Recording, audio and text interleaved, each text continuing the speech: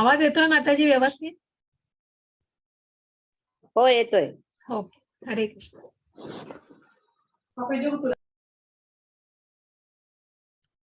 मग 10व्या अध्यायामध्ये आपण काय बघितलं?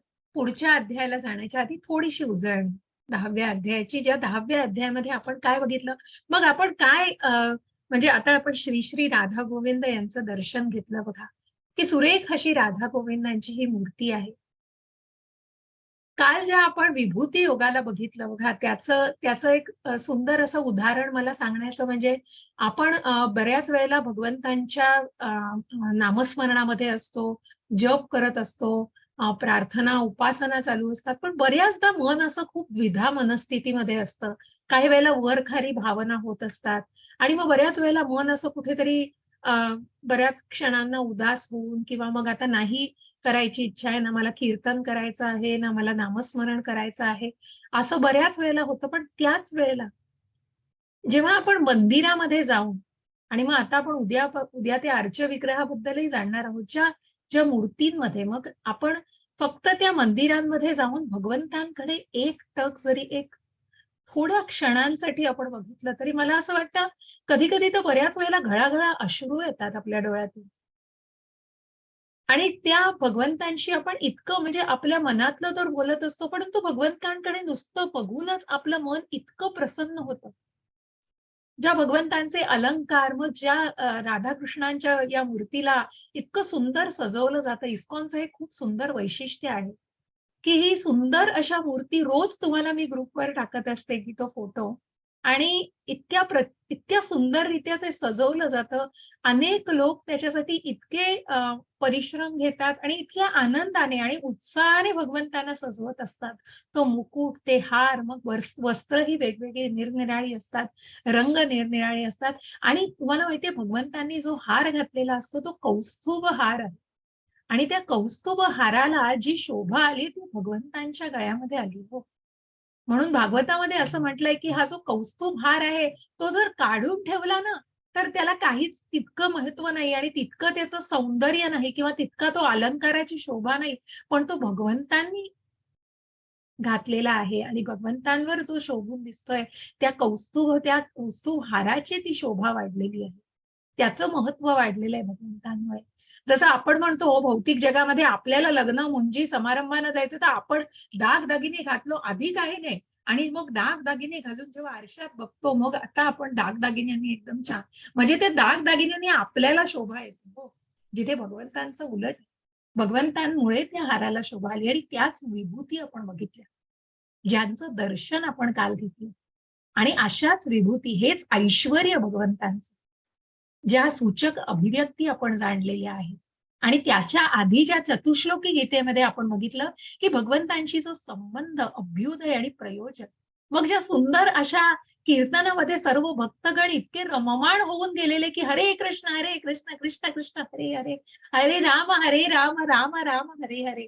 आणि जो प्रभुपादांनी डान्स शिकवलेला आहे, 2 हात वर करून मग अक्षरशः मन तल्लीन होऊन जातं हो आपलं. आपण सगळी तहान-भूक, आपल्या व्याधी, चिंता जे काही म्हणजे आपण आपल्याला स्वतःला हरवतो, की आपण आपल्या संसारी सगळ्या या काही व्यथा असतील त्या सगळ्या माणूस विसरून जातो. इतकं माणूस रममाण होऊन जातं त्या कीर्तनामध्ये आणि तोच कुठेतरी संबंध जोडला जातो. त्याच्यावरच मी तुमच्यासाठी ही कथा राखून ठेवलेली आज म्हणून. खूप सुंदर अशी कथा आहे. नारद मुनी ब्राह्मणाच्या घरी जातात बरं का. एक ब्राह्मण असतो आणि तो ब्राह्मण अत्यंत शिकलेला, सगळं मंत्र, शास्त्र सर्वांचा अभ्यास केलेला, वेद, शास्त्र पठण केलेला असा ब्राह्मण, अत्यंत उच्च शिक्षित असा आणि उच्च कुळातला ब्राह्मण असतो. तर नारद मुनी त्यांच्याकडे जातात आणि नारद मुनी त्यांच्याकडे गेल्यानंतर त्यांचं योग्य प्रकारे आदरातिथ्य करतात ब्राह्मण आणि मग त्यांना बसायला पाठ सर्व काही त्यांचं फलाहार देऊन त्यांना जे काही आदरातिथ्य त्यांच्या योग्यतेने त्यांनी केलं पाहिजे ते सगळं करतात. आणि मग मात्र नारद मुनी जेव्हा जायला निघतात, तेव्हा ब्राह्मण प्रश्न विचारतो नारद मुनींना, की तुम्ही आता विष्णूंकडे जाल ना? तर नारायणांना, विष्णूंना माझा एक प्रश्न विचाराल का तुम्ही? की मला मोक्ष कधी मिळेल? तर नारद मुनी म्हणतात, "ठीक आहे, मी प्रश्न विचारेन तुमचा विष्णूंना." आणि तिथून जातात ते. आणि तिथून जाऊन ते एका चांभाराकडे जातात बरं का. समोरच एक त्या झाडाच्या खाली त्या चांभाराचा जो काही त्याचं उपजीविका करत असतो त्या चांभार ज्या कातड्याचे जोडे म्हणजे आपण ज्या लेदरचं सगळं ते बनवत असतात जोडे आणि ज्या चपला बनवत असतो असा तो चांभार मग दुरुस्ती करणारा असं त्याचं सगळं त्याने छोटंसं दुकान तिथे थाटलेलं असतं त्या झाडाच्या खाली आणि त्याच्याकडे चांभार जातात. त्या चांभाराच्या घरी म्हणजे तिथे त्याचं दुकान असतं आणि मग अ, चांभाराकडे गेल्यानंतर चांभारही यथायोग्य त्याच्या ज्या काही त्याच्या पात्रतेप्रमाणे तो नारदांचं स्वागत करतो. त्यांना योग्य ते जे काही देऊ शकतो, फलाहार देऊ शकतो, ते सगळं करून मग तोही नारदांना प्रश्न विचारतो, की "मग मला कधी मोक्ष मिळेल?" हा प्रश्न नारद मुनी तुम्ही माझा विचाराल का विष्णूंना? तर नारद मुनी म्हणतात, "ठीक आहे, मी विचारेन." नारद मुनी तिथूनही निघतात आणि मग जातात, विष्णूंकडे जातात. विष्णूंकडे आल्यानंतर नारद मुनी विष्णूंना म्हणतात, "मी असं-असं पृथ्वीलोकावर गेलो होतो आणि तिथे मला एका ब्राह्मणाने प्रश्न विचारलाय आणि एका चांभाराने तोच प्रश्न विचारलाय, की त्यांना कधी मोक्ष मिळणार आहे? मुक्ती कधी मिळेल?" विष्णू स्मित हास्य करतात त्याच्यावरती आणि मग म्हणतात, "त्या चांभारात आलं तर लगेच मिळेल. त्याला लगेच मुक्ती मिळेल. त्या ब्राह्मणाला मात्र 100 जन्म घ्यायला लागतील." नारद मुनी अवाक होतात हे ऐकून. असं म्हणजे हे काय? हे आश्चर्य आहे. त्यांचं उत्तर ऐकून नारद मुनी अवाक होतात. ते म्हणतात, "तू हे जाऊन सांग त्यांना आणि ते जाऊन त्यांना सांग आणि ते सांगितल्यावर तुला एक प्रश्न विचारतील ते." भगवंत हो ते. भगवंतांना काय माहिती नाही. भगवंत म्हणतात ते तुला प्रश्न विचारतील, की भगवंतांनी हे उत्तर दिलं त्यावेळेला भगवंत काय करत होते? तेव्हा तू त्यांना सांग, की मी सुईच्या दोऱ्यातून सुईच्या त्या सुईमधून मी हत्तीला ओवत होतो.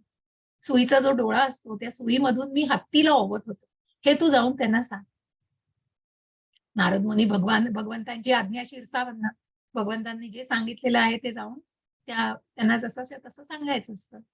ते जातात, ब्राह्मणाच्या घरी जातात आणि ब्राह्मणाच्या घरी गेल्यानंतर मग तिथे अ, जे जे काही उत्तर त्यांना द्यायचं असतं, तर मग ब्राह्मण गेल्यावर पुन्हा त्यांचं यथायोग्य आदरातिथ्य केल्यानंतर त्यांना विचारतो, "तुम्ही माझा प्रश्न विचारलात का?" "हो." "त्याचंच उत्तर द्यायला आलोय मी." तर त्याचं उत्तर असं आहे, की "तुला 100 जन्म घ्यावे लागतील, हे करण्यासाठी तुला मुक्ती मिळण्यासाठी." ब्राह्मण म्हणतो, "कसं काय शक्य आहे?" म्हणजे ब्राह्मणही अवाक होतो. इतकं वेद पठण, शास्त्र पठण, इतक्या सगळ्याचा अभ्यास असलेला ब्राह्मण असा उत्तर मिळाल्यावर कुठेतरी त्याला आश्चर्य वाटतं. आणि तो नारद मुनींना विचारतो, की "मग अशा वेळेला काय करत होते? म्हणजे भगवंतांनी जेव्हा तुम्ही विचारलं तेव्हा भगवंत काय कुठे व्यग्र होते म्हणजे?" तर ते असं-असं सुईमधून हत्तीला ओवत होते. हे ऐकल्यावर तो ब्राह्मण म्हणतो कुठेतरी म्हणजे त्याला वाटतं, की जसं भगवंतांनी स्मितहास्य आधीच केलेलं असतं. भगवंतांना कल्पना असते, की हे प्रश्न विचारणार आहेत आणि मग असं उत्तर दिल्यावर मग तो म्हणतो, "हां, हां, म्हणूनच भगवंतांनी असं उत्तर दिलं. पण असं-असं आहे, तुला 100 जन्म मिळाल्यावरच मुक्ती मिळेल." तिथून जातात चांभाराकडे. चांभाराकडे गेल्यावर चांभारही त्यांना तोच प्रश्न गेल्यानंतर त्यांचा आदरातिथ्य केल्यावर मग माझा प्रश्न तुम्ही विचारलेलात का? तर हो, तुला या जन्माअखेरीसच मुक्ती मिळणार आहे. हे ऐकून तो चांभार आनंदाने सद्गतीत होतो आणि तो नाचू लागतो. तो म्हणतो, "असं सांगितलं भगवंतांनी?" तो म्हणतो, "हो, विष्णूंनी असं सांगितलंय." आणि मग भगवंत हे सांगितलं भगवंतांनी आणि भगवंत अशा वेळेला काय करत होते? तर भगवंत अशा वेळेला सुईमधून हत्तीला ओवत होते. हे ऐकल्यानंतर तो तो ब्राह्मण तो चांभार अक्षरशः भान विसरून नाचायला लागतो आणि भगवंतांची स्तुतीमध्ये हरखून जातो. नारद मुनी म्हणतात, "हे काय तू करतोयस? तुला कसं काय हे वाटतंय? असं शक्य तरी आहे का? तुला असं कसं वाटू शकतं?" चांभार बरं का तो. तो तिथली एक तिथेच झाडाच्या इथे बसलेला असतो. तो चांभार तिथलं एक बी उचलतो. झाडाच्या इथे बी उचलतो आणि म्हणतो, "हे बी आहे. या बीमध्ये जर एवढा वटवृक्ष सामावलेला असेल, तर का भगवंत हत्तीमधून सुईमधून हत्तीला होऊ शकणार नाही? इतक्याशा बीजामध्ये जर इतका प्रचंड वृक्ष सामावलेला आहे, तर का भगवंतांना हे शक्य नाही?"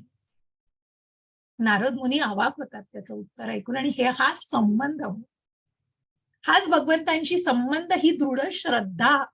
मग त्याच्यासाठी खूप शिक्षण म्हणूनच सांगितलं ना, की कृष्ण भावनेसाठी कुठलंही क्वालिफिकेशन नकोय, मनात श्रद्धा आणि ही श्रद्धा त्या चांभारापाशी असते.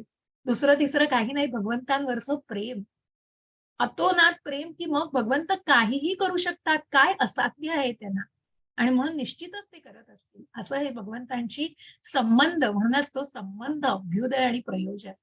ज्या भजन क्रियेनी मग श्रद्धा, साधू संघ, मग या साधू संघ म्हणजे या ऍक्टिव्हिटीज, ज्या अभ्युदयाबद्दल मी म्हटलं की जसं त्या स्त्री पुरुषाचं उदाहरण दिलं की संसारिक जबाबदाऱ्या उचलून मग त्या ज्या संततींची निर्मिती करतात ते त्यांचं प्रयोजन, त्याचप्रमाणे भगवंतांचं परमात्म्याशी जोडलं जाणं. आणि म्हणूनच या प्रयोजनामध्ये जसं गोपींचं उदाहरण दिलं आणि त्याच्यातली राधा ही इतकी भगवंतांच्या अगदी निकट असते, निकट असणारी गोपी की ज्या माधुर्य रसाबद्दल आपण जाणतो. आणि मग त्या राधेचं प्रेम भगवंत प्रत्यक्ष भगवंतांनाही ते तत्व कळलं नव्हतं. जे तत्व समजून घेण्यासाठी त्यांनीही भगवान चैतन्य महाप्रभूंचा अवतार घेतलेला आहे. इतकं कारण भगवंत आणि राधा एकच हो. राधा कृष्ण हे वेगळे नाहीत. ते तत्व भगवंतांची आंतरिक शक्ती, आंतरिक आनंदिक शक्ती भगवंतांची. आणि असा हा संबंध अभ्युदय आणि प्रयोजन हे आपण जे जाणलं चतुश्लोकी गीतेमध्ये आणि मग सगळ्यात शेवटी ज्या विभूतींना जाणल्यानंतर भगवंत म्हणतात या सगळ्याची काय आवश्यकता आहे, ज्या एका अंशातून मी सगळ्या विश्वाला व्यापलेलं आहे. अशा या भगवंतांना परमधाम परम तत्व अशा या 11व्या अध्यायामध्ये आपल्याला जाणायचंय की मग अर्जुन आता काय म्हणू इच्छितोय आणि अर्जुनाचे प्रश्न काय. तर अर्जुन म्हणतोय भगवंतांना मदनुग्रहाय परम गुह्यमध्यात्मसन्नितं यत्वयोक्तं वचस्तेन मोहोऽयं विगतो मम. हरे कृष्ण माताजी. हरे कृष्ण. अर्जुन म्हणाला, या परमगुह्य आध्यात्मिक विषयाबद्दल तुम्ही कृपावंत होऊन जे उपदेश दिले आहेत ते ऐकून माझा मोह नष्ट झाला आहे. हरे कृष्ण. हरे कृष्ण. अर्जुनाने सांगितलंय भगवंतांना आता की ज्या परम गुह्य ज्या गुह्य गुह्यतरम आणि राजगुह्य की मी शरीर नाही आत्मा आहे आणि हा आत्मा हा परमात्म्याचाच अंश आहे आणि एक भक्त हा भक्तच भगवंतांना की भगवंतांचा हा अगदी अगदी निकटचा भक्त असतो आणि ही भक्ती ही किती सुलभ आहे भगवंतांशी जोडली जाणारी. आणि ही भक्ती भगवंतांशी भक्तीचा मार्ग हा इतका सुलभ आहे जो भगवंतांचा निकट आणि अनन्य भक्त आहे त्याच्यासाठी. आणि इतकं असं हे परमगुह्य आणि भक्तीचं असं हे सुंदर असं ज्ञान भगवंतांनी दिलेलं आहे. हे सगळं ऐकून, हे सगळं आध्यात्मिक विषयांबद्दलचं ज्ञान ऐकून माझा मोह तरी आता नष्ट झालेला आहे. जे काही त्याच्या मनामध्ये जी करुणा निर्माण झाली होती, मग ज्या प्रकारे भगवंतांनी त्याचं मनोबल वाढवण्यासाठी जो दृष्टिकोन त्याला दिला आणि ज्या प्रकारे तो विचार करतोय तसा न करता असं आहे, जी सत्य परिस्थिती, जी फॅक्ट आहे, ज्या प्रत्यक्ष गोष्टी आहेत, ते प्रत्यक्ष ज्ञान भगवंतांनी अर्जुनाला दिलेलं आहे. आणि हे प्रत्यक्ष ज्ञान ऐकून भगवंतांना अर्जुनाने सांगितलं की माझा मोह आता नष्ट झाला. इथेच भगवद्गीता संपली असती हो. कारण आता भगवंत अर्जुनाचा मोह नष्ट झालाय, तो युद्ध करायला तयार आहे. पण इथे पण आहे. कारण मग अर्जुनाने काय हे विश्वरूप दाखवलंय सांगितलं. मग काय अर्जुनाला पुढे जाऊन म्हणायचंय? कारण कुठेतरी मोह तर नष्ट झालाय. अर्जुन कुठेतरी संभ्रमात जो होता कारण त्यांनी सगळी आयुधं त्याची खाली ठेवून दिलेली. कारण त्याला युद्धच करायचं नव्हतं. पण तो युद्ध ते मनोबल आता वाढलेलं आहे. कारण भगवंतांनी जे ज्ञान दिलंय, त्या ज्ञानाच्या शस्त्राने त्या अंधकार रूपी अशा अज्ञानाचा नाश करायचा आणि तो अर्जुनाने केला आणि म्हणूनच त्याला बऱ्याचदा केशी सूत म्हटलंय, केशी सुदन कारण की ज्या केशी की ज्याप्रमाणे माझ्या मनातले जे राक्षसी विचार आहेत त्याचा असुरप्रमाणे नाश केला पाहिजे आणि त्या उपदेशाने भगवंत अर्जुनाच्या त्या मनातल्या सगळ्या संभ्रमाचा नाश करतायत. हरे कृष्ण माताजी.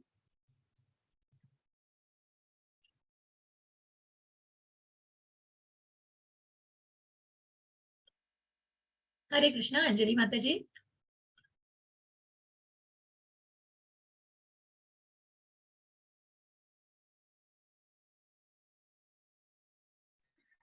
माताजी म्यूट झाला. हा मी इकडून नाही झाले, तुम्ही तिकडूनच केलंय.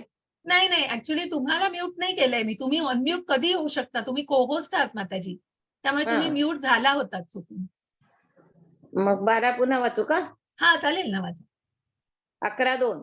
हे कमल नयना, जीवांची उत्पत्ती आणि लयाबद्दल मी तुमच्याकडून सविस्तरपणे ऐकले आहे आणि मला तुमच्या अगाध अव्ययी महात्म्याची अनुभूती झाली आहे.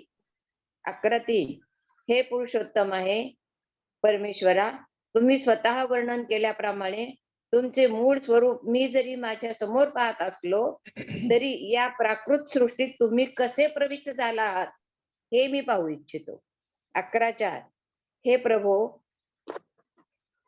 हे प्रभो, मी तुमचे विश्वरूप पाहणे शक्य आहे असे जर तुम्हाला वाटत असेल तर हे योगेश्वरा, तुम्ही कृपया ते आपले अमर्याद विश्वरूप मला दाखवा. हरे कृष्ण माता. हरे वा कृष्ण. वा.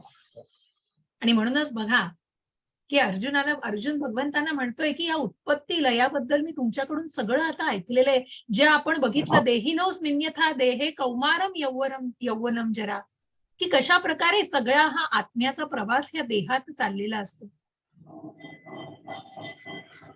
एक मिनिट हा, कसला आवाज, एक सेकंड.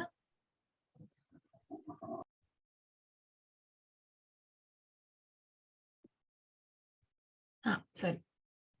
तर कशा प्रकारे मी या जीवाची देहिनोस्मिन्यथा देहे कौमारम यौवनम जरा तथा देहांतर प्राप्ती धीरस तत्र न मुह्यती, की कशा प्रकारे हा आत्म्याचा प्रवास मग अविनाशी आहे आत्मा. मग ज्या लयाबद्दल आणि ज्या शरीर आणि आत्मा ज्या सांख्य योगाबद्दल की कशा प्रकारे संलग्नता आहे आणि कशा प्रकारे हा आत्मा अविनाशी आहे. हा देह म्हणजे एक वस्त्र आहे त्या आत्म्याने धारण केलेलं, आणि हे वस्त्र, एक वस्त्र टाकून मनुष्य हा आत्मा दुसरं वस्त्र धारण करतोय. या सगळ्या जीवाची ही लय आणि उत्पत्ती कशा प्रकारे तुमच्याच इच्छेने, मग भगवंत इच्छेने प्रकट होत आहे. ज्या 4थ्या अध्यायात आपण ज्ञान घेतलेलं आहे की कशा प्रकारे मग दुष्टांचा नाश करण्यासाठी आणि भक्तांचं रक्षण आणि या धर्माची स्थापना करण्यासाठी भगवंत प्रत्येक युगामध्ये त्यांच्या मूळ रूपामध्ये प्रकट, जे अजन्म आहेत. आणि म्हणूनच भगवंत आणि आपल्यामध्ये काय फरक आहे, तर हाच भौतिक आणि आध्यात्मिक फरक. आपण क्वालिटेटिव्हली आपण भगवंतांसारखेच आहोत. जो अध्यात्म हा मूळ स्वभाव आहे, पण म्हणून आपण भगवंत नाही. आणि म्हणूनच भगवंतांना आज अर्जुन सांगतायत का विश्वरूप दाखवायला हवंय. आणि हे पुरुषोत्तम आहे, परमेश्वरा ज्यांनी परमधाम भगवंतांना पुरुषोत्तम म्हणून जाणलेलं आहे. तुमचं मूळ स्वरूप मी जरी माझ्या समोर पाहत असलो तरी तुम्ही या प्राकृत सृष्टीमध्ये, मग तुम्ही ही जी प्रकृती निर्माण केलेली आहे तिथे कसे तुम्ही प्रविष्ट झालेले आहात, मी ते जाणू इच्छितो. आणि बघा अप्रोच कसा आहे. भगवद्गीता प्रत्येक वेळी तुम्हाला प्रत्येक अँगलने ते ज्ञान देते, प्रत्येक दृष्टिकोनातून ते ज्ञान देते. किती शिकण्यासारखं आहे बघा गीतेत. मग अर्जुन म्हणत नाहीये मी एक उत्तम भक्त आहे, मग मी इतकी उपासना करतो आहे, मग माझं इतकं हे आहे, आणि असं ठासून कुठल्याही प्रकारे सांगत नाहीये. तर मी करू शकतो का? तुम्हाला वाटत असेल तर तुमचं विश्वरूप बघणं मला शक्य आहे का? किती आर्जवता आहे बघा बोलण्यामध्ये. कुठलाही असा ठामपणा आणि ठासून बोलणं नाहीये. कारण भगवंतांशी बोलतोय, का गुरूंना अप्रोच करतोय. आणि ही जी पद्धत आहे, मला असं वाटतं हे खूप महत्वाचं आहे. आणि हे काय या गुरु शिष्याचं नातं आपण जे बघतो हे अत्यंत महत्वाचं आहे. आणि हा जो एक नम्रपणा आहे आणि विनम्रपणे करणारी आर्जव आहे, ही अत्यंत महत्वाची आहे. आणि म्हणून मग तुम्ही जर मला मात्र समजू शकत असाल तर तुमचं हे अमर्याद विश्वरूप मला दाखवू शकाल का? मग भगवंत म्हणताय की भगवंत हे विश्वरूप, मग हे विश्वरूप का बरं? मग मला सांगा बरं की का हे विश्वरूप दाखवावं असं वाटलं? मग तुमच्या ज्या काही ज्ञानाने तुम्हाला वाटतंय, मग अर्जुन का म्हणतोय हे विश्वरूप दाखवा? इथेच भगवद्गीता संपली असती, त्याचा संभ्रमही संपला आहे. मग का वाटतंय विश्वरूप दाखवावं? की माझी एवढी पात्रता आहे का की तुम्ही मला हे विश्वरूप दाखवावं? काय कारण आहेत मग ती सांगा बरं मला. तुमच्या ज्या ज्ञानाने, जे आतापर्यंत आपण किंवा तुमच्या स्वतःच्या ज्ञानाने काय तुम्ही सांगू शकाल, की तुमच्या विचारांनी काय सांगू शकाल? चॅटमध्ये सांगा. हरे कृष्ण. प्रयत्न करा. मी म्हणत नाही हो, तुम्हाला माहितीये मी इथे तुम्हाला ज्ञान द्यायला बसलेली आहे. मी तुम्हाला योग्य ते सांगणारच आहे. पण प्रयत्नपूर्वक थोडा संवाद साधा तर आनंद होईल, की कुठेतरी आपण जो संवाद साधतो त्याच्यातनं तुमच्याकडनं मला फीडबॅक मिळतो. तुमच्याकडनं मला कितपत तुम्हाला हा अध्याय किंवा आधीच्याही अध्यायांबद्दल कशाप्रकारे समजलेलं आहे. मी जाणतीये, की प्रत्येक जण तुम्ही पहिल्या टप्प्यामध्ये आहात. त्यामुळे प्रत्यक्ष मी तुमच्याकडनं काहीच अपेक्षित नाहीये. पण थोडंसं सांगण्याचा प्रयत्न करावा असं मला वाटतं. एखाद दुसरा मुद्दा, जो काही तुम्हाला वाटत असेल मनापासून सांगा. हो, श्रीकृष्ण अर्जुनाला म्हणाले होते की सर्व विश्वात मीच आहे. तर मग त्याला वाटलं की सगळीकडे आहे तर आपण ओळखणार कसं की कशात कोण आहे तो, ह्याच्यात कृष्ण कोण आहे कसं कळणार? विश्व हां. सगळं आपण बघतो. पण त्यातलं श्रीकृष्णाचं रूप आपल्याला कळत नाही, ते तू दाखव. ते तू दाखव. असं. बरोबर, हा. बरोबर, बरोबर. अगदी की तू बरोबर कशामध्ये माताजी. कोण आहेस. बरोबर, बरोबर. हरे कृष्ण. बरोबर माताजी. म्हणून तू कसा प्रविष्ट झालायस तेच त्याला बघायचं आहे आणि म्हणूनच त्यांना बघायचंय की कृष्ण. आणि कोणाला बघताना काही म्हणायचं आहे का चॅटमध्ये सांगू शकाल काही? प्रयत्न करू शकाल थोडासा?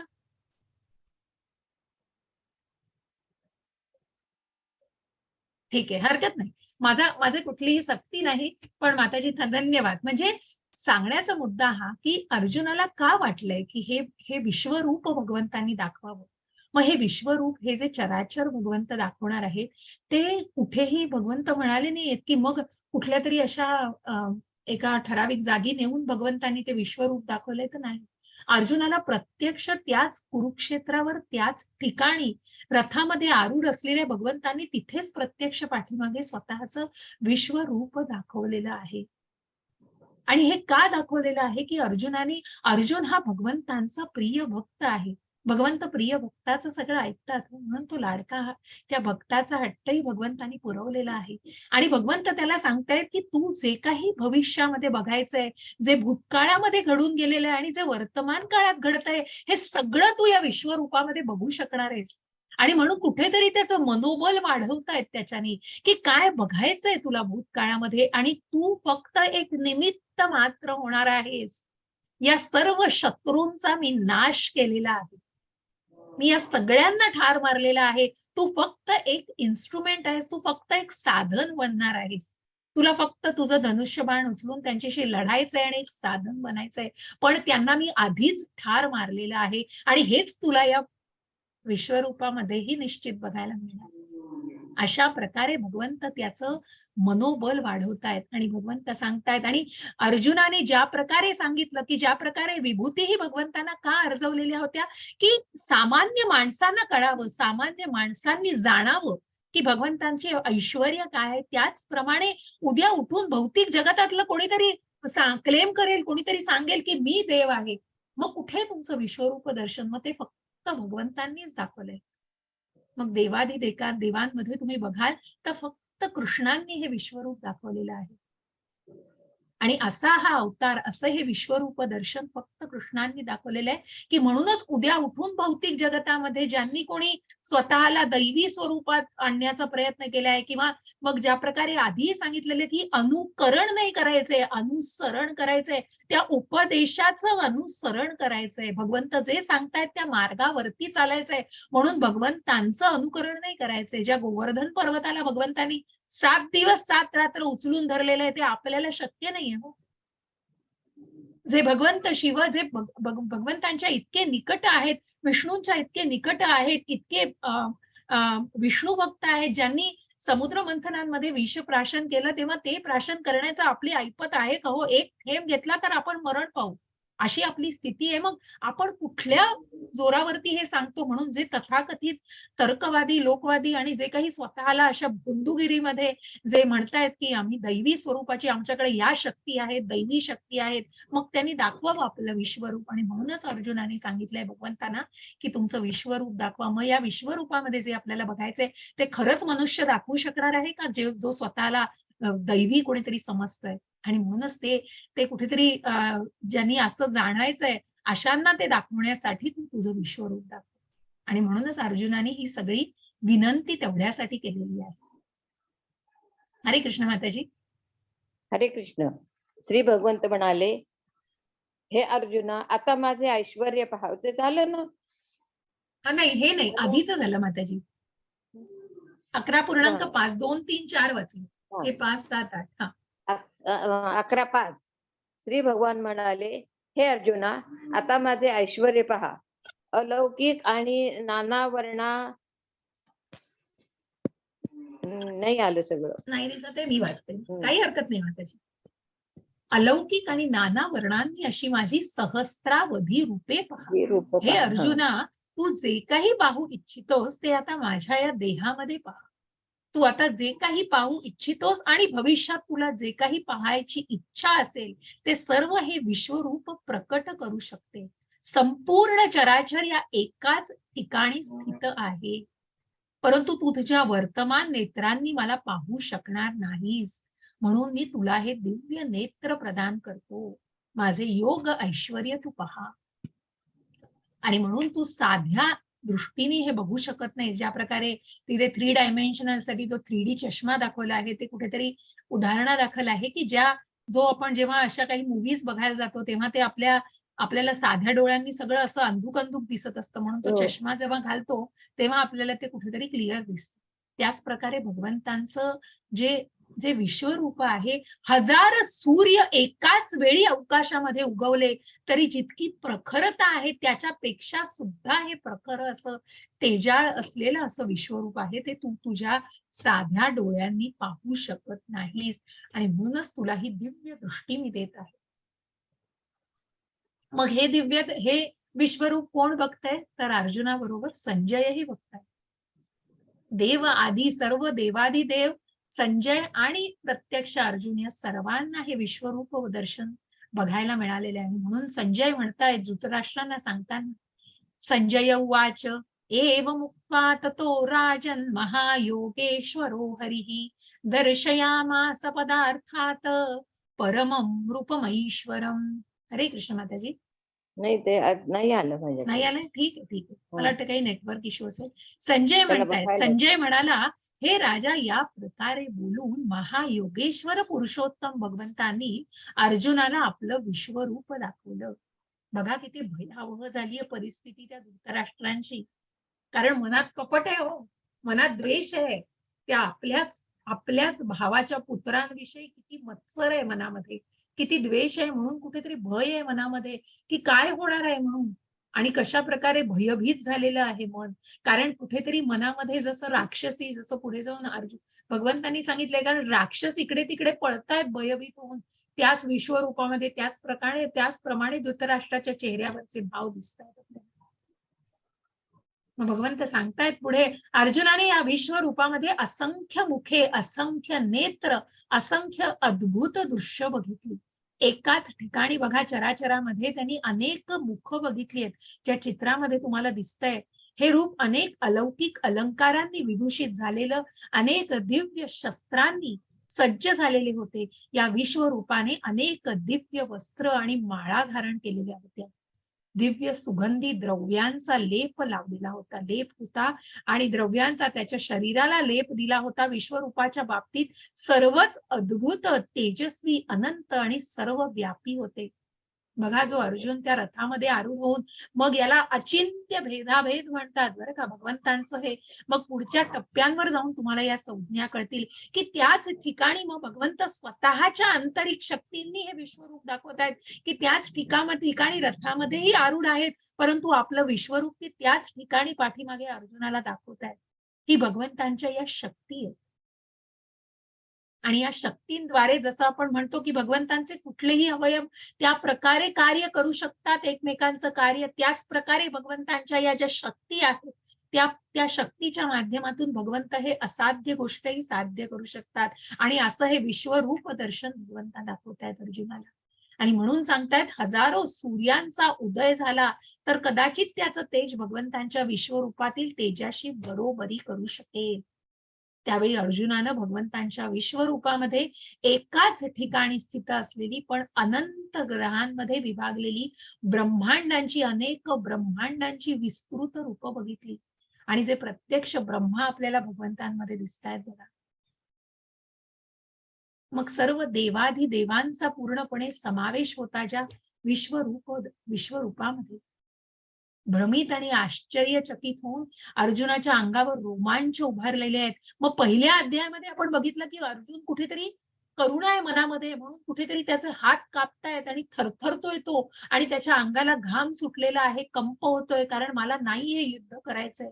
पण आता भगवंत तो इतका इतका आगतिक झालेला आहे आणि इतका भगवंतांच्या भक्तीमध्ये, कारण आधीच त्यांनी भगवंतांना सांगितलंय, की परमम धाम पवित्र परम पुरुषोत्तम अशा मी तुम्हाला जाणलेलं आहे. आणि त्याच भक्तीमध्ये ओतप्रोत असं हे विश्वरूप बघून तो आता कुठेतरी त्याच्या अंगावर रोमांच उभारलेले आहेत आणि तो प्रणाम करण्यासाठी भगवंतांना नतमस्तक झालेला आहे. त्यांनी भगवंतांची प्रार्थना करण्यास सुरुवात केलेली आहे.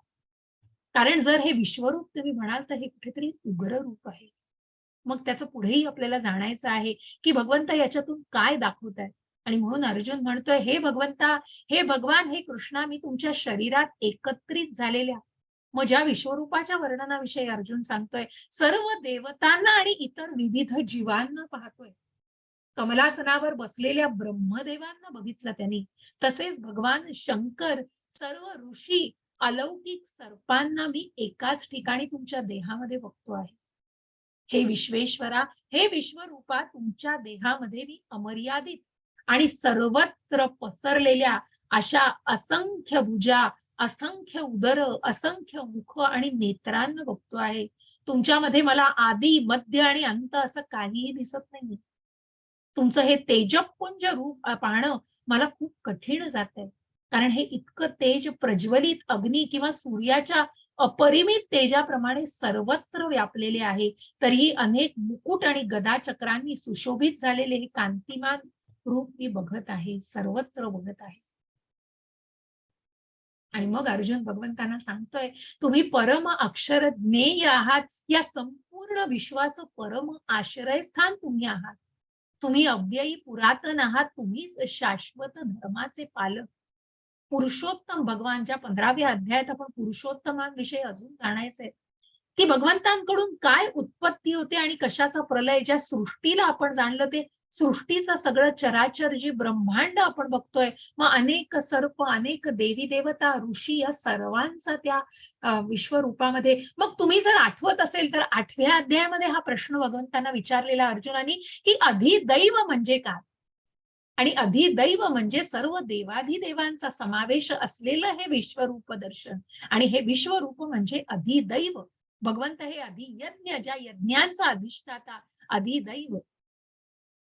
असं हे अधिदैव भगवंतांचं रूप आहे. तुम्ही आदी, मध्य आणि अंतरहित आहात.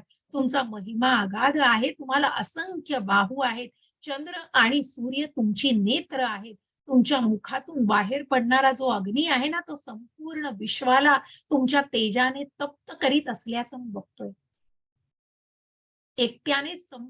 तुम्ही एकट्याने संपूर्ण आकाश, ग्रहलोक आणि त्याच्यातील सर्व दिशा व्याप्त केलेल्या आहेत. तुमचं हे उग्र आणि अतिशय अद्भुत रूप पाहून ग्रहलोक अतिशय व्यथित झालेले आहेत. मग इतर ग्रहांवर सुद्धा व्यथित झालेले आहेत सर्व. इव्हन देव कुठेतरी प्रार्थना, ऋषी प्रार्थना करतायत बघा, सांगतायत सर्व देवतागण तुम्हाला शरण येऊन तुमच्यामध्ये प्रवेश करतायत. आणि त्यांच्यापैकी काही जण अत्यंत भयभीत झाल्यामुळे हात जोडून तुमची प्रार्थना करतायत. महर्षीगण, सिद्धगण स्वस्ती शांती म्हणून वैदिक स्तोत्रांनी गायन करून तुमची स्तुती करतायत. रुद्रगण, आदित्यगण, वसुगण, साध्यगण, विश्वदेव, अश्विनी कुमार, मरुदगण, पितृगण, गंधर्व, यक्षगण, असुर आणि सिद्ध देवता विस्मित होऊन तुम्हाला पाहत आहे. असं हे विश्वरूप, की ज्याच्यामध्ये देवी देवता सुद्धा, की असं हे कुठेतरी विश्वरूप हे हे तात्पुरतं रूप भगवंतांनी प्रकट केलेलं आहे. परंतु ते उग्रपणा जो त्याच्यामध्ये आहे, कारण इतकी मुख, इतक्या दाढा आणि इतकं हे इतके सगळे नेत्र आणि हे सगळं जे बघतो आहे, हे सगळं कुठेतरी उग्र दर्शन दाखवतंय भगवंतांचं आणि उग्र रूप दाखवतंय भगवंतांचं. आणि म्हणूनच अर्जुन भगवंतांना म्हणतोय, हे महाभाऊ, देवतांसहित सर्व लोक तुमचे अनेक नेत्र, मुखे, भुजा, जांघा, पाय, उदरे आणि अनेक अशा अकराळ विक्राळ दाढा असणारं महाकाय रूप होऊन हे देवदेव सुद्धा कुठेतरी व्यथित झालेले आहेत. त्यांच्याप्रमाणेच, भगवंतांप्रमाणे, सर्व देवांप्रमाणेच अर्जुनही व्यथित झालेला आहे भगवंतांना बघून. त्याला बघायचं तर होतं, की चराचरामध्ये कशा प्रकारे प्रविष्ट झालेले आहेत. पण हे जे रूप बघितलं तेव्हा त्याच्या अंगावरती रोमांच उभे राहिलेले आहेत. तो कुठेतरी सद्गतीत झालेला आहे, भावुक झालेला आहे. आणि हे सर्वव्यापी विष्णू भगवंतांना तो म्हणतोय, अनेक तेजस्वी वर्णांनी युक्त तुम्ही आकाशास भिडलेली तुमची आवासलेली मुख, प्रदीप्त विशाल नेत्र, हे रूप पाहून माझं मन भयाने कुठेतरी व्यथित झालंय. माझं धैर्य आणि मानसिक संतुलन मी राखू शकत नाही. कारण ते दिसायला इतकं भयानक आणि उग्र असं दिसत होतं. जरी भगवंतांच्या सर्व शक्ती आणि भगवंतांचं सर्व सामर्थ्य, सर्व समाविष्ट झालेलं होतं चराचर त्याच्यामध्ये, तरी जे काही ते दिसण्यासाठी बघितलं जात होतं, ते अत्यंत भयावह असं होतं. आणि त्यामुळे अर्जुन कुठेतरी मनाने व्यथित झालेला आहे. स्वपक्षीय राजांसहित सर्व धृतराष्ट्रपुत्र भीष्म, द्रोण, कर्ण आमच्या पक्षातील मुख्य योद्धे पण तुमच्या मुखात त्वरित प्रवेश करीत आहेत. बघा, भगवंतांच्या मुखामध्ये प्रवेश करीत आहेत. आणि म्हणूनच भगवंत म्हणतायत, काही जण तुमच्या दातांमध्ये अडकून त्यांच्या मस्तकांचा चुराडा झाल्याचं मला दिसतंय, हे अर्जुन म्हणतोय. म्हणूनच ज्या भगवंतांनी अर्जुनाला विश्वरूप दर्शन दाखवण्याआधी ज्या श्लोकामध्ये उल्लेख आहे की मग तू फक्त साधन बनायचंय, कारण या सर्वांचा नाश झालेला आहे, सर्वांना मी ठार मारलेला आहे. म्हणूनच ते भगवंतांच्या मुखामध्ये उड्या मारतायत आणि कोणी दाताखाली चिरडून चुराडा होतोय त्यांचा. आणि म्हणूनच त्यांचा नाश आधीच झालेला आहे. जे काही स्वपक्षातील, मग जरी पांडवांच्या पक्षातील योद्धे होते तरीही ते बळी पडतायत या युद्धामध्ये. ज्याप्रमाणे नद्यांचे अनेक प्रवाह समुद्रात प्रवेश करतात, त्याचप्रमाणे सर्व महान योद्धे प्रज्वलित होऊन तुमच्या मुखामध्ये प्रवेश करीत आहेत. कारण ज्या समुद्रामध्ये मग ज्या नद्यांना सामावून घेतलं जातं, जरी ते योद्धे स्वपक्षातले असले, पांडवांच्या पक्षातले असले, तरी ते कुठेतरी बलिदान देतायत. त्यक्त जीविता, ज्या पहिल्या अध्यायात आपण जाणलं की कारण की जे स्वतःचा जीव द्यायला सुद्धा तयार होते, अशा राजांनी बलिदान केलेलं आहे. ते सर्व योद्धे सुद्धा भगवंतांमध्ये आपल्याला उड्या मारताना आणि आपण बघतो आहे की मग अशा प्रकारे ते मुखामध्ये प्रवेश करीत आहेत. मग हे सगळं जाणून, हे सगळं वर्णन बघून, हे सगळं चित्र विश्वरूप दर्शन बघून अर्जुनाला प्रश्न पडतोय की कोण आहात भगवंत तुम्ही? मग भगवंत सांगतायत, कालोस्मी लोकक्षय प्रवृद्धो लोकान समाहर्तुमिह प्रवृत्तः ऋतेऽपि त्वां न भविष्यन्ति सर्वे येव स्थितः प्रत्यनीकेषु योधः. श्री भगवंत म्हणतायत. हरे कृष्ण माताजी. हा, वाचा माता. श्री भगवान म्हणाले, जगताचा विनाश करणारा काळ मी आहे आणि सर्व लोकांचा संहार करण्यासाठी मी या ठिकाणी आलो आहे. तुझ्या व्यतिरिक्त म्हणजे पांडवा व्यतिरिक्त दोन्ही सैन्यातील युद्धांचा विनाश होणार आहे. हरे कृष्ण माता. हरे कृष्ण. भगवंतांना सगळं ज्ञात आहे. आधीच आपण बघितलंय की ही सगळी भगवंतांची योजना आहे. मग ही भगवद्गीतेचं ज्ञान सामान्य माणसापर्यंत पोहोचावं. ते भगवंत म्हणतायत की हा माझ्या काळाविषयी आपण जाणणार आहोत. त्या भागवतामध्ये 3ऱ्या स्कंदामध्ये काळावरती पूर्ण असं दिलेलं आहे की भगवंत म्हणतायत जगताचा विनाश करणारा काळ प्रत्यक्ष सुदर्शन चक्रामध्ये आहे. मग हा काळ जशा बी.आर. चोप्रांच्या महाभारतामध्ये तो सांगत असतो की मैं काल हूं, म्हणजे कोण? प्रत्यक्ष भगवंत. मग जे अनन्य भक्त आहेत, जे भगवंतांशी आधीच जोडले गेलेले आहेत, त्यांच्यासाठी भगवंत काळ नाही, त्यांच्यासाठी तो काळ थांबलेला आहे हो तिथेच. पण जे कोणी जे आपण तथाकथित मायावादी आणि ज्या अस्तित्वावरच विश्वास नाहीये ज्यांचा, आणि ज्यांनी जाणलंच नाहीये भगवंतांना, त्या असुरांसाठी, त्या राक्षसांसाठी मात्र भगवंत काळ आहे. आणि म्हणूनच या सर्व लोकांचा, म्हणून पांडवां व्यतिरिक्त इथे जे आपण म्हणतोय की पांडव हे दैवी स्वभावाचे आहेत, ज्या दैव आसुरी विभागामध्ये आपण संपद विभागामध्ये आपण जाणणार आहोत 16व्या अध्यायात, ते पांडव हे दैवी स्वभावाचे आहेत आणि या पांडवां व्यतिरिक्त या युद्धामध्ये सर्वांचा विनाश होणार आहे. जरी ते पांडवांच्या पक्षातून लढले गेले तरी त्यांचं बलिदान होणार आहे. आणि म्हणूनच या विपक्षातल्या म्हणजे शत्रू पक्षातल्या लोकांचा, तर या सगळ्यांचा संहार करण्यासाठी मी या ठिकाणी आलेलो आहे. आणि म्हणूनच तुझ्या व्यतिरिक्त म्हणजे पांडवां व्यतिरिक्त सर्व योद्ध्यांचा यामध्ये विनाश होणार आहे. तर तू कोण आहेस? तस्मात्त्वमुत्तिष्ठ यशो लभस्व जित्वा शत्रून् भनक्व राज्यं समृद्धं मयैवैते निहताः पूर्वमेव निमित्तमात्रं भव सव्यसाचिन्. हरे कृष्ण माताजी. हरे कृष्ण. म्हणून उठ, युद्धास तयार हो आणि यश प्राप्ती कर. शत्रूवर विजय मिळव आणि समृद्ध राज्याचा उपभोग घे. माझ्या योजनेनुसार त्यांचा पूर्वीच मृत्यू झाला आहे आणि हे सव्यसाची युद्धामध्ये तू केवळ निमित्त मात्र होऊ शकतोस. हरे कृष्ण माता. हरे कृष्ण. कशा प्रकारे सर्जनच्या हातातलं हे इन्स्ट्रुमेंट दाखवलंय बघा, की मग तो सर्जनच करत असतो हो. ऑपरेशन त्या पेशंटचं आणि सगळं जी काही करायची असतील क्रिया तो सर्जन, पण निमित्त कोण असतं तर ते इन्स्ट्रुमेंट. आणि म्हणून तू माझ्या हातातलं साधन आहेस.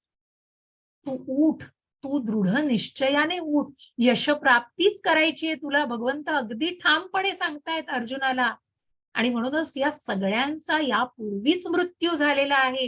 हे सव्यसाची म्हणजे तो युद्धामध्ये जो जो एक धनुर्धर, एक एक अगदी उत्कृष्ट धनुर्धर, त्याला सव्यसाची म्हटलेलं आहे. आणि म्हणूनच तू उठ, दृढनिश्चयाने युद्ध कर आणि या युद्धामध्ये तू फक्त निमित्त मात्र होऊ शकतोस, पण यांचा नाश मी आधीच केलेला आहे. आणि ही सगळी योजना भगवंतांची आहे. द्रोण, भीष्म, हरे कृष्ण माताजी. मधून मधून नीट येत नाहीये. अच्छा, मग ते नेटवर्क इश्यूच असेल. द्रोण, भीष्म, कर्ण आणि इतर महान योद्ध्यांना मी पूर्वीच मारलेलं आहे, म्हणून तू त्यांचा वध कर आणि व्यथित होऊ नकोस, केवळ युद्ध कर. यामुळे युद्धामध्ये तू शत्रूवर विजय प्राप्त करशील. आणि म्हणून मनामध्ये कुठलाही दुसरा विचार न आणता तू दृढ निश्चयाने युद्ध कर. कारण तुला जे वाटतंय त्या द्रोण, भीष्म, ज्या द्रोणाचार्यांचा, भीष्म पितामहांचा आणि कर्णांना, या सगळ्या योद्ध्यांना, इतर योद्ध्यांना सुद्धा मी पूर्वीच मारलंय, कारण ते अधर्मामध्ये आहेत. जरी कितीही ते पितामह भीष्म असले, द्रोणाचार्य असले, तरी कुठल्याही अर्थ कारणाने किंवा ज्यांनी दुर्योधनाला सपोर्ट केलेला आहे, दुर्योधनाच्या बाजूने आहेत, अशा या अधर्मी आणि अशा या अधर्मामधल्या पक्षामध्ये असणाऱ्या या सर्वांना, या सर्व योद्ध्यांना मी पूर्वीच मारलेलं आहे. तू फक्त निमित्त मात्र बनून त्यांचा वध कर, कारण या युद्धामध्ये तुला विजय प्राप्ती करायचीच आहे. आणि हे सगळं वर्णन मग संजय धृतराष्ट्रांना सांगतायत. संजय धृतराष्ट्रांना म्हणाले, हे राजन, भगवंतांकडून हे वचन ऐकून थरथर कापणाऱ्या अर्जुनानं हात जोडून त्यांना नमस्कार केला. अत्यंत भयभीत झालेला अर्जुन सद्गदित स्वरात भगवान श्रीकृष्णांना असं म्हणाला. अर्जुन म्हणाला, हे ऋषिकेशा, तुमच्या नामश्रवणाने संपूर्ण जगत हर्षोल्हासित होते आणि सर्व लोक तुमच्यावर अनुरक्त होतात.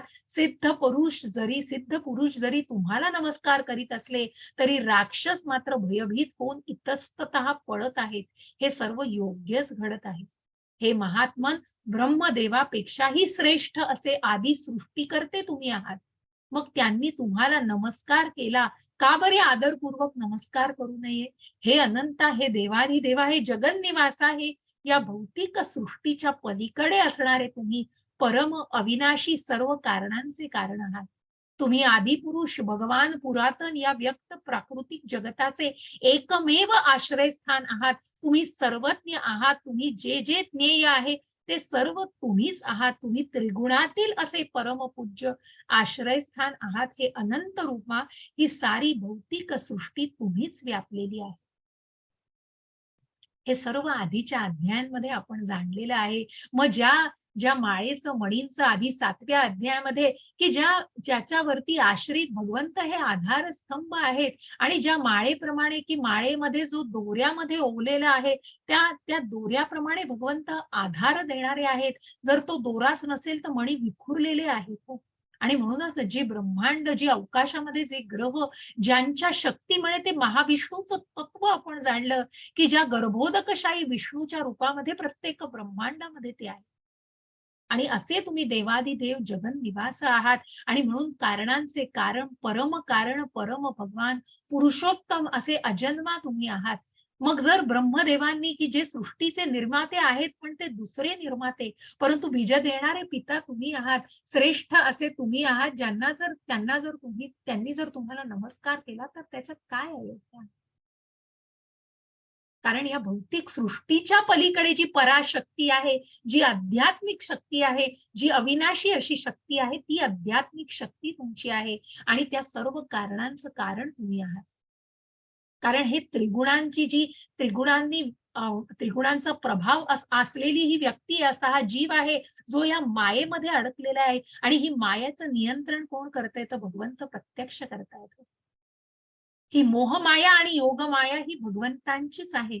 मग कृष्णाला विसरायला लावणारी ती मोहमाया आणि कृष्णाचं आठवण करून देणारी ती योगमाया. मग आपण त्या कुठेतरी मार्जिनल याच्यावर आहोत, की आपल्याला ठरवायचंय, की आपल्याला त्या आध्यात्मिक दृष्टीने स्वतःला प्रगत करायचंय का भौतिक सृष्टीमध्ये त्याच्यातच त्या मृत्यूलोकामध्ये पुन्हा पुन्हा भौतिक जगामध्ये जन्म, मृत्यू, जरा, व्याधी या चक्रामध्येच अडकून पडायचंय.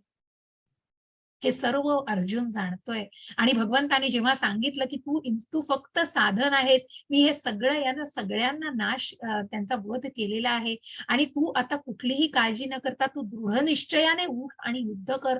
तुला विजयच मिळवायचा आहे आणि तुला राज्य करायचंय पृथ्वीवरती. आणि म्हणूनच विजयश्री नक्कीच तुझ्या बाजूनी आहे. हे सगळं ऐकून अर्जुन अतिशय सद्गतीत झालेला आहे. भावना त्याला आवरत नाहीयेत आणि त्या भावनेच्या भरामध्ये अर्जुन भगवंतांना म्हणतोय, हरे कृष्ण. माताजी तुम्हाला दिसतंय का मी वाचू? हो, दिसते, आता वाचते मी. वाचा. हरे कृष्ण. हरे कृष्ण. मी तुम्हाला तुमचा महिमा न जाणता माझा मित्र मानून हे कृष्ण, हे यादव, हे मित्र असे अनादराने संबोधले आहे. प्रेमाने किंवा प्रमादाने मी जे काही केले असेल त्याबद्दल मला क्षमा करा. विश्रांतीच्या वेळी चेष्टा करताना, एकाच शय्येवर शयन करताना किंवा एकत्र भोजन करताना अथवा बसताना आणि कधी कधी एकांतवासात तर कधी अनेक मित्रासमक्ष मी तुमचा अपमान केला आहे. हे अच्युत, माझ्या त्या सर्व अपराधाबद्दल क्षमा करा. हरे कृष्ण. माताजी, हरे काय कृष्ण. कमाल, हरे कृष्ण.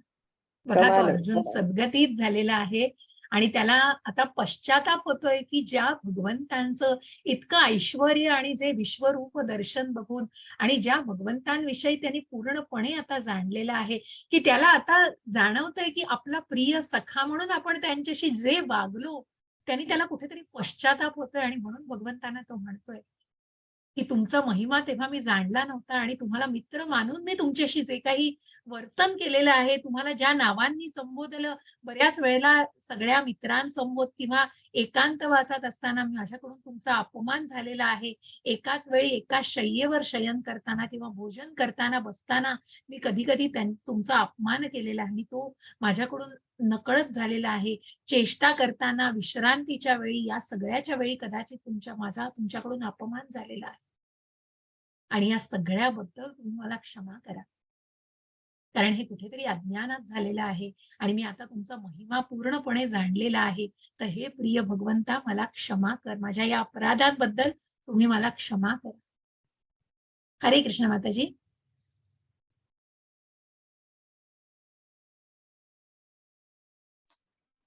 अर्धवटच आलंय. हां, मला वाटतं ते हळू येतं तुमच्याकडे कदाचित. हम्म. हा, पूर्वी आलं, मी आलं? अच्छा. आलं, आलं.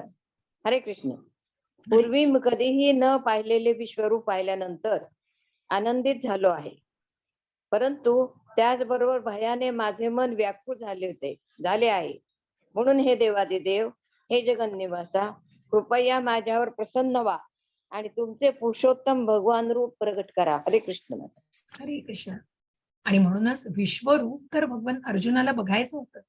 कारण ज्या प्राकृत सृष्टीमध्ये तुम्ही प्रविष्ट झाले आहात, कुठल्या रूपाने ते बघायचं होतं. सगळं चराचर एकाच ठिकाणी अर्जुनाने बघितलं. हे सगळं बघितल्यावर अर्जुन सद्गतीत झाला, आनंदितही झाला.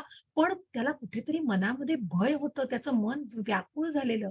ज्याप्रमाणे अनेक देव, अनेक ऋषी हे मन कुठेतरी त्यांचं व्याकुळ होऊन गेलेलं. कारण असं हे विश्वरूप होतं, जे कुठेतरी उग्रपणा होता त्याच्यामध्ये. जरी ती भगवंतांचं सामर्थ्य, शक्ती आणि सगळं दाखवणारं रूप होतं, तरी त्याच्यामध्ये कुठेतरी उग्रपणा होता. म्हणूनच हे देवाधिदेवा, हे जगन्निवासा, कृपया तुम्ही माझ्यावरती प्रसन्न होऊन तुमचं पुरुषोत्तम भगवान रूप मला दाखवा, जे भगवंतांचं माधुर्य आणि मनमोहक असं रूप आहे हो, ज्याच्यावरती आपण मनापासून प्रेम करतो. जे शुद्ध भक्त ज्या ज्या भगवंतांवर मनापासून प्रेम करतात ते भगवान रूप, जे मनुष्य रूप आहे ते मला तू दाखव. आणि मग भगवंत मात्र अर्जुनाचं निश्चितच ते मान्य करतात आणि म्हणून भगवंत म्हणतायत. मग माताजी हळूहळू येत असेल तर मी वाचेन, ज्या वेळेला येईल तुम्ही वाचा. म्हणून भगवंत म्हणतायत, श्री भगवान म्हणाले, हे अर्जुना, मी तुझ्यावर प्रसन्न होऊन माझ्या अंतरंग शक्तीद्वारे या प्राकृत जगतातच हे परमश्रेष्ठ विश्वरूप तुला दाखवले. या भौतिक सृष्टीतच भगवंतांनी दाखवलं की हे जे विश्वरूप आहे, चराचर सगळं जे एकाच ठिकाणी, हो मग एकाच ठिकाणी भगवंतांनी सगळं चराचर दाखवलं. तुझ्या वाचून पूर्वी कोणीच हे अनंत तेजोमय आद्य रूप बघितलेलं नव्हतं. आता असं हे दुर्मिळ रूप तुझ्या इच्छेखातर मी तुला फक्त दाखवलेलं आहे. हे कुरूप प्रवीरा, तुझ्यापूर्वी माझे हे विश्वरूप कोणीही पाहिलेले नव्हते. कारण वेदाध्ययनाने, यज्ञाने, दानाने, पुण्य कर्माने, उग्र तप करण्याने मला या विराट रूपात इतर कुणालाही बघणं यापुढेही शक्य होणार नाही. असं हे दुर्मिळ रूप आहे की जे मी फक्त आता तुलाच, तुझ्यासारख्या शुद्ध, म्हणजे तू माझा प्रिय सखा, प्रिय भक्त आहेस, आणि अशा या शुद्ध भक्ताला भगवंतांनी फक्त हे रूप दाखवलेलं आहे. ना यापूर्वी कोणी बघितलंय, ना या नंतरही कोणी उग्र तपश्चर्या केली तरीही कुणालाही हे रूप बघायला मिळणार नाही. माझं हे भयंकर रूप बघून तू व्यथित आणि भ्रमित झालेला आहेस. हे रूप मी आता समाप्त करतो आहे. आणि मग भगवंत या परमात्मा रूपामध्ये येतात. हे मद्भक्ता, सर्व क्लेशातून तू मुक्त हो. तुला हे रूप पाहण्याची इच्छा आहे, ते रूप तू आता शांत चित्ताने बघू शकतोस. आणि म्हणूनच मग पहिल्यांदी परमात्मा, ज्या 4 भुजाधारी शंख, चक्र, गदा, कमळ असलेलं रूप भगवंतांनी दाखवलं. ज्या परमात्मा रूपामध्ये प्रत्येक हृदयामध्ये भगवंत अस्तित्वात आहेत आणि प्रत्येकाच्या हृदयात भगवंत निवास करतात, असं हे परमात्मा रूप. आणि त्याच्याही पुढे जाऊन मग जे मनुष्य रूप भगवंतांचं भगवान रूप आहे, डोक्यावर मोराचं पीस, हातावर बासरी, आणि अत्यंत मनमोहक असं, मग जे सौंदर्याने नटलेलं परिपूर्ण असं ऐश्वर्याने आलं. परिपूर्ण असं रूप आहे. असं रूप भगवंत अर्जुनाला आता दाखवतात. आणि हे रूप बघून संजय धृतराष्ट्रांना सांगतोय. हरे कृष्ण माताजी. हरे कृष्ण. संजय धृतराष्ट्राला म्हणाला, भगवान श्रीकृष्णाने याप्रमाणे बोलून अर्जुनाला आपले मूळ चतुर्भुज रूप आणि शेवटी द्विभुज रूप प्रकट केले आणि भयभीत अर्जुनाला धीर दिला. वा वा. हरे कृष्ण. हरे कृष्ण. आणि म्हणूनच मग जे मनमोहक असं श्याम सुंदर भगवान मनुष्य रूपामध्ये जेव्हा भगवंत समोर आले, तेव्हा त्या अर्जुनाच्या मनाला धीर आला. कारण शेवटी कुठेतरी जे उग्र रूप, इतक्या त्या भुजा, इतकं सगळं ती मुख, आणि हे सगळं कुठेतरी अर्जुनाला भयभीत, व्यथित करणारं होतं. जिथे देवी देवता सुद्धा ते रूप बघून व्यथित झालेले. प्रत्यक्ष भगवंतांनी सांगितलं, मी ते समाप्त करतो. आणि मग ज्या परमात्मा रूपात आणि नंतर भगवान रूपामध्ये अर्जुनाला भगवंतांनी दर्शन दिलेलं आहे.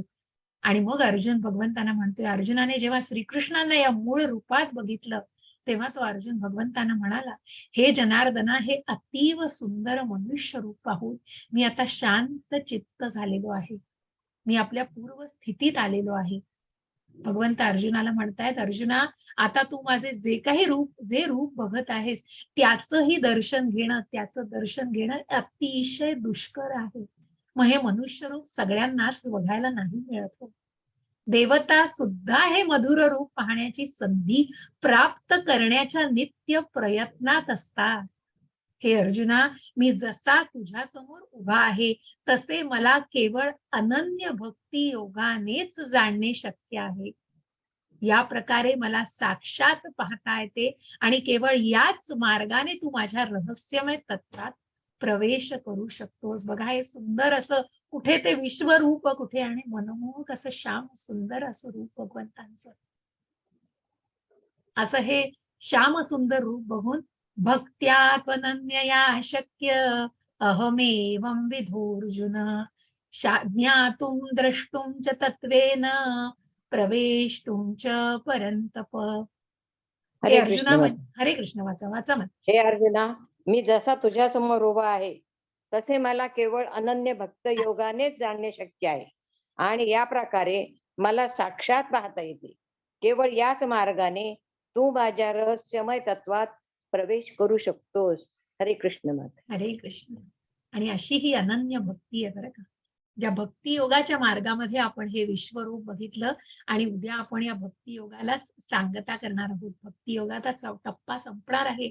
अशा या अनन्य भक्तीलाच आपल्याला उद्या जाणायचंय. मत्कर्म कृत कृन्मत्परमो मद्भक्तः संगवर्जितः निवेरः सर्वभूतेश यस्स मामेति पांडव. हरे कृष्ण माताजी. हरे कृष्ण. हे अर्जुना, जो सकाम कर्म आणि तर्कवादाच्या संघातून मुक्त होऊन माझ्या विशुद्ध भक्तीमध्ये संलग्न होतो, जो माझ्या प्रित्यर्थ कर्म करतो, मला आपल्या जीवनाचे परमलक्ष्य मानतो आणि सर्व प्राणी मात्रांशी मित्रत्वाने वागतो, तो निश्चितपणे मला प्राप्त होतो. हरे कृष्ण. हरे कृष्ण. जो स्थिता धीर मुनी आपण बघितलं, मग ज्या भक्ताविषयी आपण जाणलं, ज्या शुद्ध भक्तांविषयी आधीच्याही अध्यायांमध्ये ज्या शुद्ध भक्तांचं वर्णन आपण ऐकलं, ज्या प्रभुपादांचं की कुठलाही प्रभाव नाही, ज्या हरिदास ठाकूरांना आपण की ज्यांच्यामुळे एका वेश्येचंही मनपरिवर्तन होतं, लवमात्र साधू संग की अक्षरशः थोड्या संघाने आणि थोड्या त्या संगतीनेही अगदी अगदी खालच्या थराला गेलेल्या व्यक्तीचं सुद्धा परिवर्तन होऊ शकतं. आणि म्हणूनच जो सकाम कर्म आणि तर्कवादाच्या संघातून मुक्त होऊन ज्या सकाम कर्म, कारण कुठेतरी कर्म हे कर्म व्यतीत म्हणजे कर्माच्या फळांच्या अपेक्षेविना जेव्हा केलं जातं ते निष्काम, पण कुठेतरी जेव्हा सकाम कर्मात मनुष्य अडकलेला आहे, आधीच्याही अध्यायांमध्ये आपण याचा उल्लेख ऐकलाय, कर्म विकर्म आणि अकर्म. मग ते जे कर्म केलं जातं, पुण्यकर्म केलं जातं, यज्ञ याग केले जातात, पण कर्माची फळं मात्र उपभोगायची असतात. म्हणून ते सकाम कर्म. आणि म्हणून मग तर्कवाद आणि सकाम कर्माच्या या संघातून मुक्त होऊन माझ्या विशुद्ध भक्तीमध्ये जो संलग्न होतो, तो माझ्या प्रित्यर्थ जे कर्म करतो, मला आपल्या जीवनाचं परम लक्ष मानतो, मन्मना भव मद्भक्तो मद्या जिम्मा नमस्कुरु. मग जो माझं नमस्कार कर्म ज्या 9व्या अध्यायामध्ये आपण बघितलं की मन आणि बुद्धी ही माझ्या ठाई तू एकाग्र कर. जो भगवंतांना परम लक्ष मानतो, सर्व प्राणी मात्रांशी मित्रत्वाने वागतो, तो निश्चितपणे मला प्राप्त होतो. मग जिथे भगवंतांचे दूत प्रत्यक्ष ज्या आपण अजामिलाची कथा ऐकली, त्या अजामिलाला मग जेव्हा आधी नारायण म्हणाला तेव्हा मृत्यूलोकातच पुन्हा संधी मिळाली, पण पुन्हा मृत्यूलोकात संधी मिळाल्यानंतर मात्र तो पुन्हा आपल्या पुण्य लोकाच्या, मग त्याला जे काही त्यांनी कर्म केलेलं असतं ते पुन्हा त्या पुण्यकर्माच्या मार्गाने जाऊन आपलं जे काही पातक असलं ते नाहीस करून आणि मग त्याला मोक्ष मिळतो, की जे पुण्यकर्म आणि ते जे अकर्म त्याच्याकडून घडतं आणि मग त्या अकर्माच्या मार्गाने त्याला मोक्ष मिळतो. त्यामध्ये आपण हे चित्र बघितलेलं, त्याच प्रमाणे मग विष्णुदूत न्यायला आलेले असतात. अशा प्रकारे मग मोक्ष आणि हा मुक्तीचा मार्ग मिळतो. अशा या अनन्य भक्तीला आपण जाणायचंय. मग उद्याच्या अध्यायामध्ये आपल्याला या भक्ती योगाचा मार्ग जाणून घ्यायचा, या भक्तीच्या विविध सेवा आणि या अनन्य भक्ती. मग अनन्य भक्ती नाही तर भगवंत किती ऑप्शन्स आणि किती ऍडजस्ट करतायत आपल्यासाठी, की तू हे भक्ती नाही करू शकत तर मग साधना भक्ती, मग निष्काम भक्ती. अशा प्रकारे आपल्याला उद्याच्या अध्यायामध्ये भक्तीविषयी जाणून घ्यायचंय. प्रत्यक्ष भक्ती कशी करायची त्याविषयी जाणायचंय. इति हा 11वा अध्याय इथे समाप्त होतो आहे. आणि कोणालाही काही प्रश्न विचारायचे असतील तर नक्की विचारा. इति 11ोऽध्याय समाप्तः. शेअरिंग थांबवते, रेकॉर्डिंग थांबवते. प्रश्न असतील तर नक्की विचारा.